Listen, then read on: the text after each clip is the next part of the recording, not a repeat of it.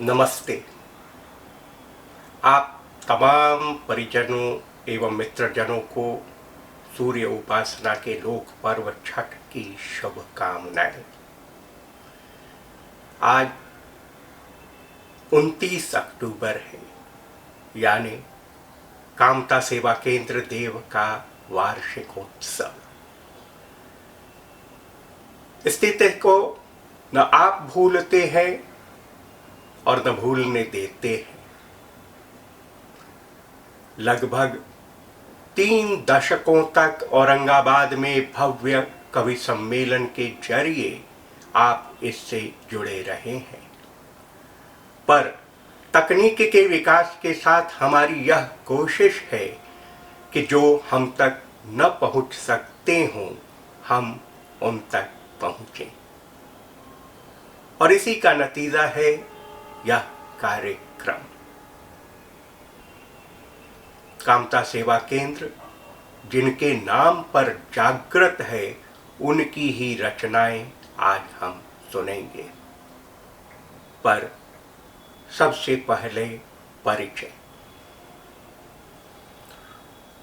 पुण्य श्लोक कामता प्रसाद सिंह जी काम का परिचय मैं दूं, यह शायद गुस्ताखी होगी, और वह भी तब जब उन्होंने खुद अपना परिचय हमें दे रखा है। उनके ही शब्दों में, चूंकि मैं घूम घूम कर सबका कुशल क्षेम पूछता रहता हूं, इसलिए लोग मुझे घुमक्कड़ कहते हैं। किसी को कुछ देता हूं तो उससे फिर लेता नहीं, और किसी का कुछ लेता हूं तो उसे फिर देता नहीं, इसलिए लोग मुझे भुलक्कड़ कहते हैं। क्योंकि मैं किसी से दबना नहीं जानता, इसलिए लोग मुझे अक्खड़ कहते हैं। जो कुछ पास पल्ले होता है उसे मांगने वालों को दे देता हूं, और जो कुछ रखता हूं पास में ही रखता हूं, पासबुक में कुछ नहीं रखता, इसलिए लोग मुझे फक्कड़ कहते हैं। चूंकि मैं बात करने की कला जानता हूं और बात बात में शेर व शायरी सुनाता हूं, इसलिए लोग मुझे बतक्कड़ कहते हैं। और अपने पास आने वाले का मतलब मैं बिना कहे सुने समझ जाता हूं, इसलिए लोग मुझे लाल बुझक्कड़ कहते हैं। भुलक्कड़ वह हो न हो, वाकई वह घुमक्कड़ थे। अक्खड़ भी थे और फक्कड़ तो थे ही। उन्हें बतक्कड़ भी कह सकते हैं और लाल बुझक्कड़ भी। कामता बाबू उन लोगों में थे जो हृदय की करते हैं, मस्तिष्क की सुनते नहीं। उनके लेखे हृदय जुआरी है, मस्तिष्क व्यापारी। नफा नुकसान का ख्याल किए बिना जो दाव लगा दे, जिसकी आंखों में भविष्य की चिंता न हो, वर्तमान का उल्लास हो, शंका और समाधान के फेरे में जो पड़े नहीं, जो खुद शान और सम्मान पर कुर्बान हो जाए, अभाव के झटकों में जो लटके नहीं और भाव के एक संकेत पर खुद को बेभाव लुटा दे, वह है हृदय। और एक कदम उठाने के पहले जो लाख बार सोचे, वर्तमान के आनंद पर जो भविष्य की दुश्चिंताओं का इंगोर रख दे, शान और सम्मान से भी अधिक मान को महत्व दे, तर्कों के तराजू पर सवार हो, भावों के निमंत्रण को अस्वीकार कर दे, वह है मस्तिष्क। हृदय टूटी कश्ती पर सवार हो तूफानों से खेलता है, और मस्तिष्क किनारे पर खड़ा खड़ा इसकी भर्त्सना करता है। हृदय कहता है कि कुछ किया जाए तो ढंग से किया जाए, वरना न किया जाए, और मस्तिष्क कहता है कि ढंग से हो या बेढंग से करना है तो कर ही दिया जाए। हृदय सरस कविता है, मस्तिष्क थोथा गद्य। कटीले रास्ते पर भी हृदय उछल उछल बढ़ता है, जबकि फूलों के पथ पर भी मस्तिष्क संभल संभल कर चलता है। हृदय कहता है सबकी मदद करो, और मस्तिष्क समझाता है अगर तुमको लाभ हो। विकास के बढ़ते हुए चरण हृदय के साथ हैं, और शंका के धुंधले कोहरे मस्तिष्क के पास। मस्तिष्क बुढ़ापा है, हृदय जवानी। उनके इस आलेख हृदय और मस्तिष्क के पाठ के बाद उतरते हैं हम उनके हृदय में, और आपको लिए चलते हैं उनकी दुनिया में। वह अंग्रेजों के जमाने के बीए थे और स्नातक की पढ़ाई के लिए अपने छोटे से गांव भवानीपुर से निकल कर गए थे लाहौर हिंदी पढ़ने को। पर साहित्य ही उनकी दुनिया न थी, राजनीति भी उनकी दुनिया में शुमार थी। स्वतंत्रता आंदोलन में वह जेल भी गए और स्वतंत्रता प्राप्ति के बाद एमएलसी भी बने। राजनीतिक और साहित्य की यह विरासत पिताजी स्वर्गीय शंकर दयाल सिंह ने उनसे ही पाई।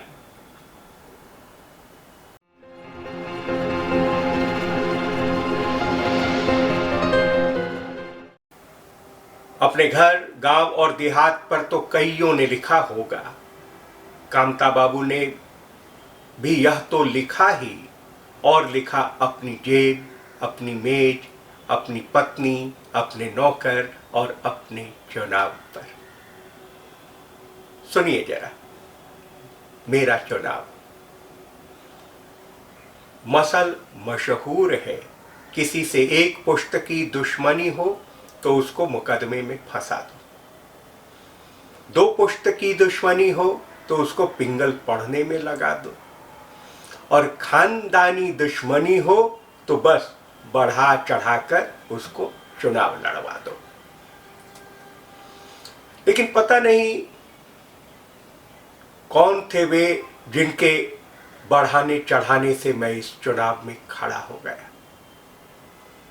और जब खड़ा हो गया तो कहीं जाने पर यह कहानी सुनने को मिली, पर तब तक मामला काफी आगे बढ़ चुका था, और वहां से पीछे लौटना लड़ाई में असफल होने के बराबर था। तो सोच समझकर यह तय हुआ कि डट के चुनाव लड़ना है और किसी भी हालत में बैठना नहीं है। इस बीच रुपयों के सब्ज बाग दिखाए गए, हित मित्रों से दबाव डलवाया गया, धमकी के खौफनाक खत भिजवाए गए, गुंडों के हाथ की चमचमाती लपलपाती छुरी दिखलवाई गई।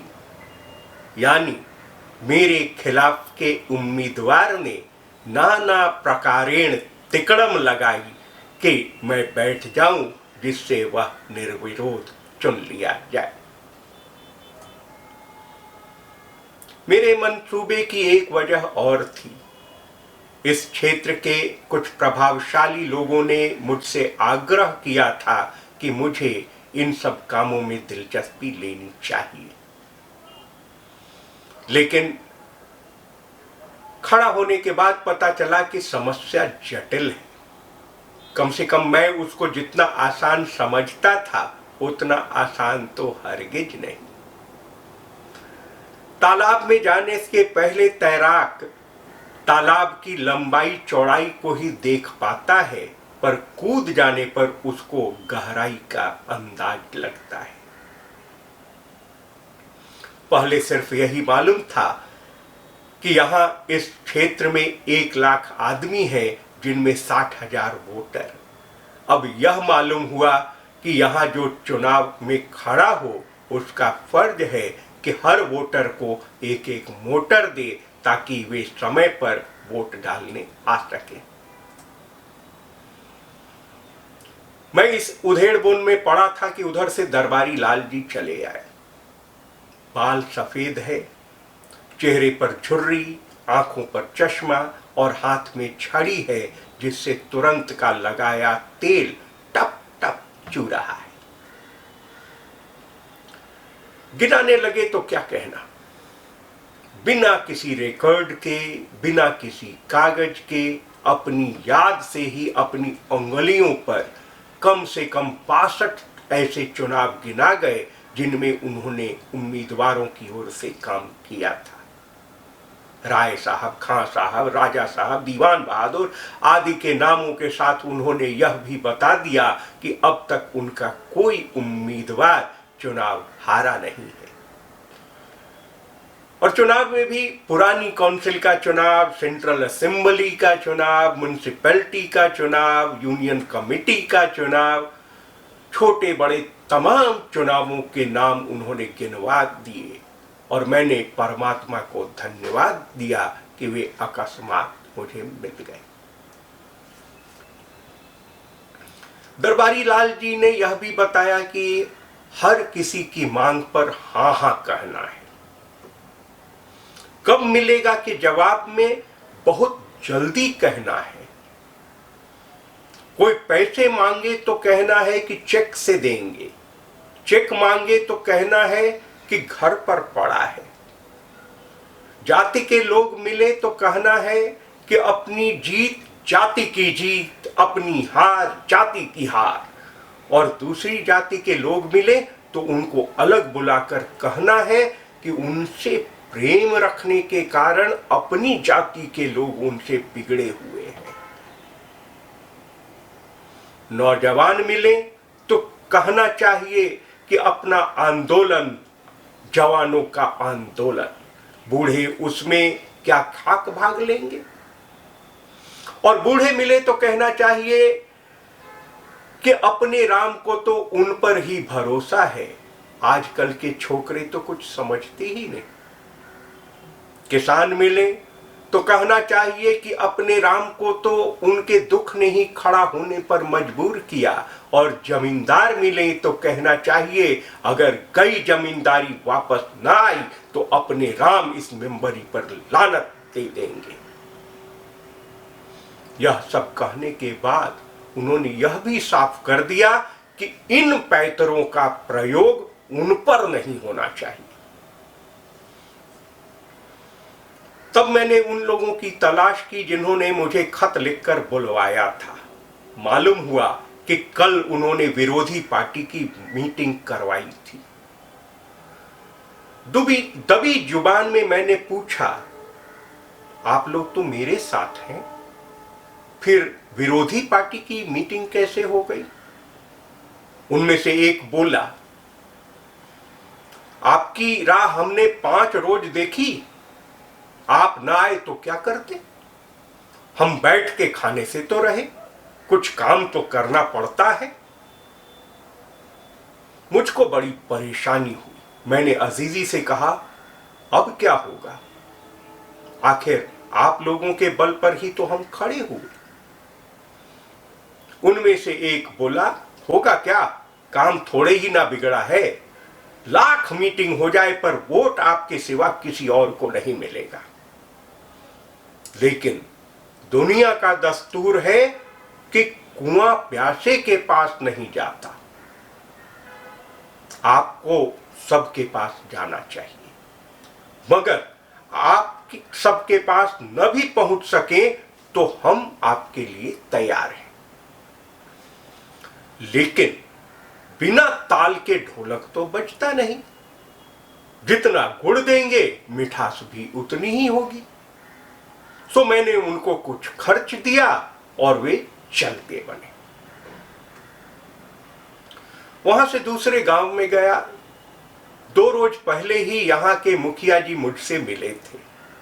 उन्होंने ही बताया था कि यहाँ के लोग जिसको वोट देना तय करते हैं उससे बच्चों में मिठाई बंटवाते हैं। इस बार आपके नाम पर विचार हुआ है। सो मुखिया जी मिठाई के नाम पर रुपए भी ले गए। वहां पहुंचने पर देखा कि कुछ कारीगर और मजदूर मिलकर एक छोटा सा मकान नुमा बनवा रहे हैं। पूछने पर मालूम हुआ कि मेरे विरोधी उम्मीदवार की ओर से यहां स्कूल बनाया जा रहा है। मैं मुखिया जी के यहां गया, ऐसा लगा जैसे उनका मुंह काला पड़ गया हो। मैंने हिम्मत करके पूछा, यह क्या मुखिया जी? बोले, कुछ नहीं, अरे जुबान ही काम आती है, चाम काम आने की कोई चीज नहीं। कह दिया वह होकर रहेगा। बनवा लेने दीजिए स्कूल। अरे धर्म पक्का है, धक्के में जो आ जाए वह सब ठीक। वोट अंततः आपका है। लड़कों का मुंह मीठा हो चुका, आपकी मिठाई खा चुकी। मैं निश्चिंत होकर आगे बढ़ा। दूसरे गांव में पहुंचा, महेश सिंह के दरवाजे पर गया। मालूम हुआ यहां लोग हमारे पक्ष में हैं। भगवान को धन्यवाद देता हुआ मैं आगे बढ़ गया। लेकिन आदमी सोचता कुछ और है, नियति करती कुछ और है। उसी गांव के सुरेश सिंह से दूसरे दिन बाजार में मुलाकात हुई। मैंने हालचाल पूछा। बोले, अरे वोट तो आपका था, पर आपने अपनी मूर्खता से सब कुछ बिगाड़ दिया। आप गांव में जाकर महेश सिंह के दरवाजे पर क्यों बैठ गए? अरे उनको पूछता कौन है?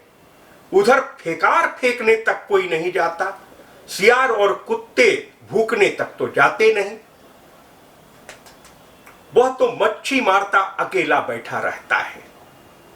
हाकिम सूबा हो, डिप्टी कलेक्टरेट हो, जो आते हैं सीधे मेरे दरवाजे पर आते हैं। फिर किस अकल से आप उसके दरवाजे पर चले गए? मैं सन्न, काटो तो खून नहीं। दरबारी लाल ने ऐसे मौके के लिए मुझे कुछ भी सलाह नहीं दी थी। तब भी मैंने दावे के साथ कहा, अब से 10 रोज हर रोज आपके दरवाजे पर हाजिर होऊंगा। आपकी कृपा चाहिए। वे बोले, काम बिगाड़ के अब क्या आएंगे? अब पछतावत होत क्या जब चुड़िया चुग गई खेत। मैंने कहा, चिड़िया को दाना उगलना होगा, उगलना ही होगा। आपके दुआरे पहुंचकर ही अब बात करूंगा। रात को दरबारी लाल से भेंट हुई। उन्होंने दिन भर का हिसाब पूछा और मैंने सब बताया। वे बोले, आप गलती कर रहे हैं। चुनाव वही लड़ सकता है जिसके मुख पर मुस्कान हो, मूंछ पर शान हो, पेट में पावन हाथ की अतड़ी हो, दिल में कुछ और हो और जुबान पर कुछ और। अरे कुछ देना ही जरूरी हो जाए तो बस उम्मीद दीजिए, और अगर कुछ करना जरूरी हो जाए तो हां हां कर दीजिए। जहां ढीले हुए कि हालत पतली हो जाएगी। उनसे बात करने के बाद कार्यकर्ताओं की सभा में गया। वहां पहुंचने के साथ ही लोगों ने कहा कि कुछ नाश्ता पानी आना चाहिए। मैंने जेब से रुपए निकल कर दिए और खुशी खुशी और मौज मजा के दरमियान लोगों से राय मांगी कि चुनाव जीतने के लिए क्या क्या किया जाए।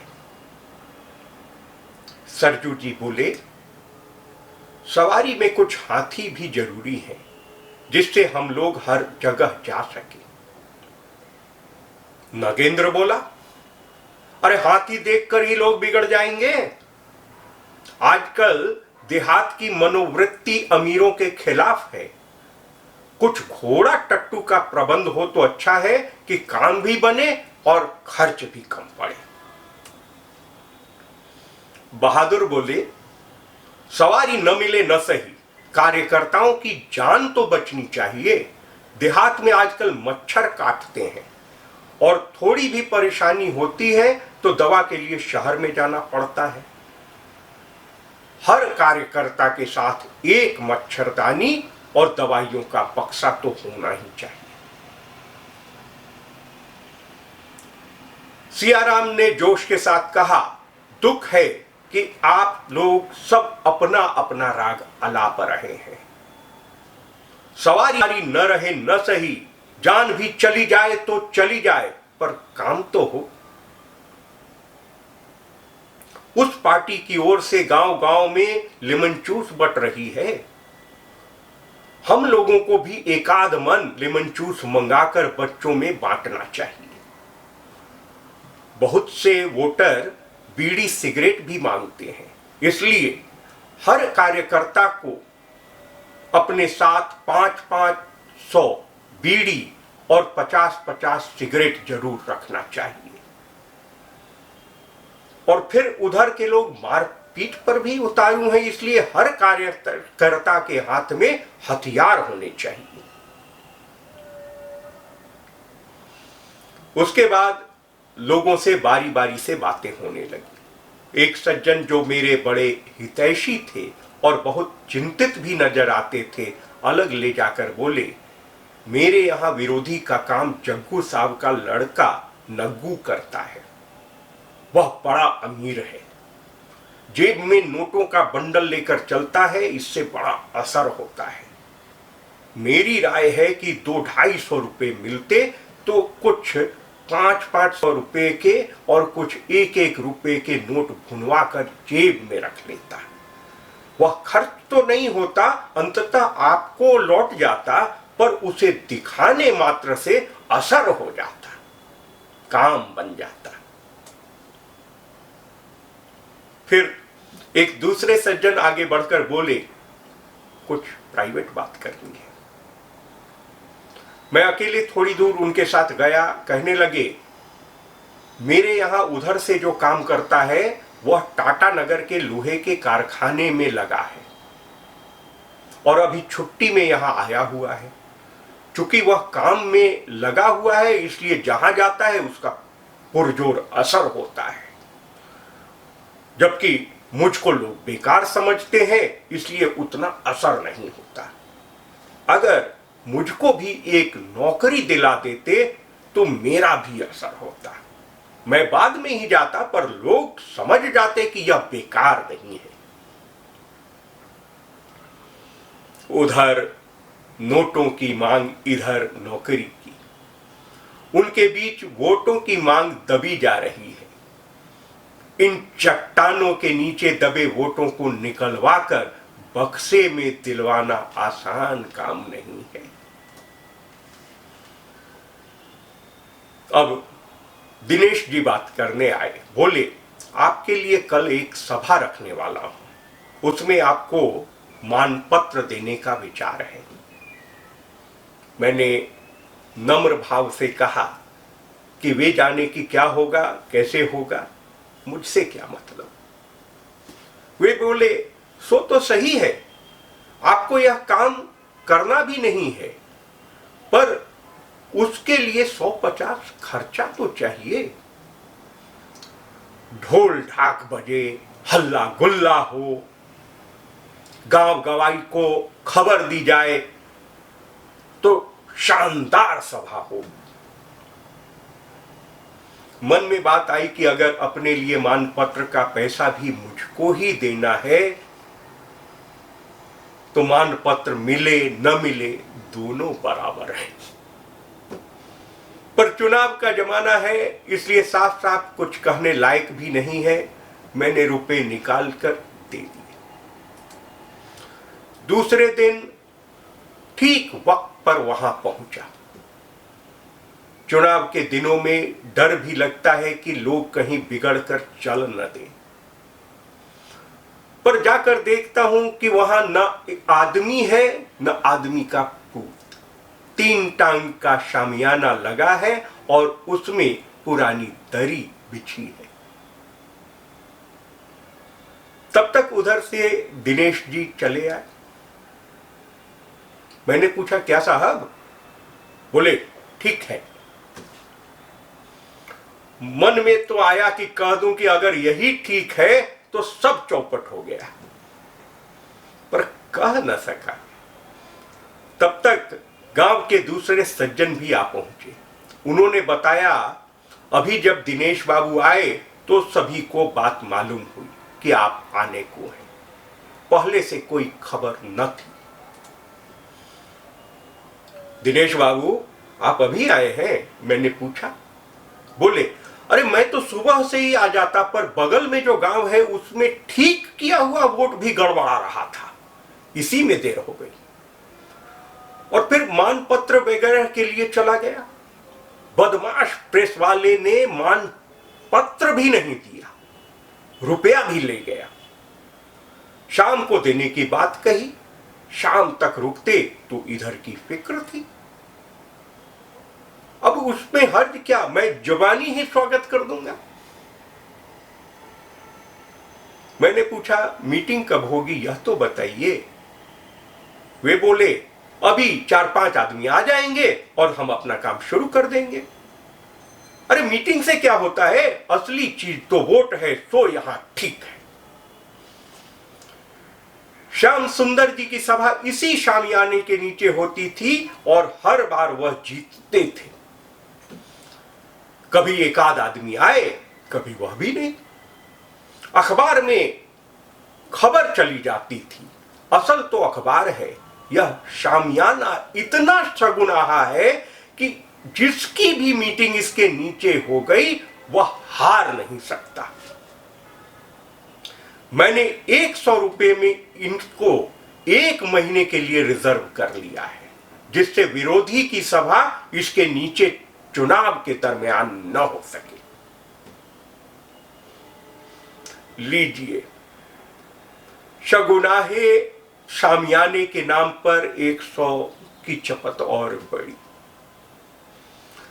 मैं मन ही मन घबरा रहा था कि सिवाय शगुनाहे शामियाने के और कहीं भी जीत का लक्षण नहीं है। शामियाने को देखकर मुझे ऐसा मालूम हो रहा था कि शायद मिस्टर संपत सिनेमा के पर्दे की तस्वीर से भागकर मेरे चुनाव के दरमियान मेरी मदद में पधार गए। उनकी कृपा के लिए धन्यवाद। इस बीच कुछ लोग आ गए और सभा शुरू हो गई। एक सज्जन जो नेता समझे जाते थे बोले, हम लोग कई बरस से वोट देते आ रहे हैं, कभी इनको कभी उनको, हमें किसी ने कुछ नहीं दिया। अब हम यही चाहते हैं कि हमारे यहां जो भी पक्की सड़क बनवाएगा वोट उसी को मिलेगा। मैंने कहा, एक अवमस्त, यह जिम्मेदारी मैंने अपने ऊपर ली। वे फिर बोले, अरे जिम्मेदारी तो आज तक न जाने कितनों ने ली, चुनाव के साथ जिम्मेदारी भी खत्म हो जाती है। आप अगर सचमुच इसको करना चाहते हैं तो 500 रुपए कहीं जमा करा दीजिए, काम नहीं लगेगा तो वह रुपया फोक्त हो जाएगा। मेरा सिर चकरा गया। खड़ा होने से पहले अगर मालूम होता है कि हमारे वोटर इतना चतुर हैं तो मैं हरगिज खड़ा नहीं होता। सभा खत्म हो गई तो फिर कार्यकर्ताओं से बात करने का मौका आया। काश सब कुछ होता, यह न होता। कार्यकर्ताओं से बात करने से उम्मीद की रीढ़ टूट जाती है। यही वह वक्त है कि जब चुनाव में उम्मीदवार का कुल रस चूसा जाता है। मैं सुन रहा हूं और एक बुड्ढा अपने लड़के को समझा रहा है, बेहुदे, इस चुनाव में काम करते करते हम थक गए, जो कह रहे हैं उसको समझो, हजार प्रेम हो, लाख दोस्ती हो, अपने हो या सगे हो, बस चुनाव तक। फिर फेंटा नहीं चढ़ने देंगे, बाहर खड़े रह जाओगे और भीतर से दरवाजा बंद कर लेंगे। बस मांग लो जो मांगना हो, ले लो जो लेना हो। मुझे ऐसा गुस्सा आ रहा था कि उसको 2 चमाटे मारूं, पर मन ही मन उस गुस्से को मैं पी रहा गया। मैंने मन ही मन कहा कि ले लो बच्चू जो लेना है, पर तुम्ही से सूद समेत सब वसूल भी करेंगे। उसके बाद तो साहब वह फरमाइशें शुरू हुई कि क्या पूछना। बारात की फहरिस्त भी नीचे चली गई। एक ने कहा उसके दांतों में दर्द है, इसलिए वह बराबर हलवा ही खाता है, घी आटे का बंदोबस्त होना चाहिए। दूसरे ने कहा वे हाल में ही बीमारी से उठे हैं और कमजोर हैं, इसलिए कम से कम हर रोज 4 अंडों का मिलना जरूरी है। तीसरे ने कहा उसको रात भर जगकर काम करना पड़ता है, इसलिए चाय, चीनी, दूध प्याले का बंदोबस्त होना चाहिए। गोया कुछ रोग के बहाने, कुछ काम के बहाने, कुछ पथ्य के बहाने, कुछ प्रभाव के बहाने, संसार में जो कुछ भी खाने और मजा उठाने लायक है, एक न एक बहाने से उन सब की फरमाइशें हो गई। मैंने सोचा कि माथा मुड़ा के बेल के पेड़ के नीचे जाना अच्छा, पर उम्मीदवार बनकर क्षेत्र में जाना नहीं अच्छा। लेकिन अब भागूं तो कैसे भागूं? थैली के पैसे स्वाहा, जीवन का समय स्वाहा, तन का स्वास्थ्य स्वाहा, और चुनाव की भट्टी में मान, शान, अभिमान सब कुछ झोंका जा रहा है। लेकिन मैं भागा नहीं, लगा रहा, और एक दिन विजयी हुआ। कीमत गहरी जरूर लगी, पर सफलता के कारण थोड़ी देर के लिए सब कुछ भूल गया। किंतु वह छीछा लेदर बराबर भूलने की चीज नहीं। इसीलिए चुने जाने के बाद जो चस्का सवार होता है, वह मुझ पर सवार न हो सका। मैंने गरज यह निश्चय किया कि फिर इस फेर में बंदा नहीं पड़ेगा। फेर में पड़ना भी क्या है? अरे जिस तरह के असंभव वादे हुए हैं, उनका पूरा होना ही दुश्वार है। वादा खिलाफी से लोग तो बिगड़ेंगे ही, फिर भला उनके पास वोट के लिए दोबारा कौन जाएगा?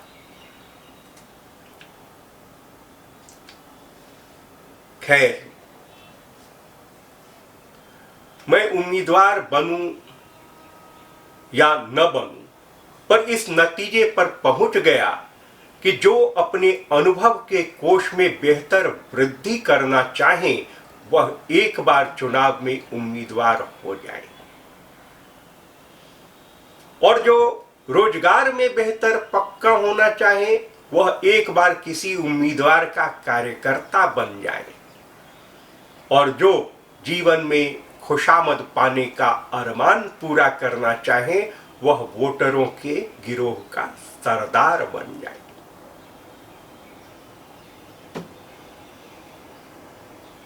तो आज यहीं तक। एक बार फिर से छठ की शुभकामनाएं। हम फिर मिलेंगे। धन्यवाद।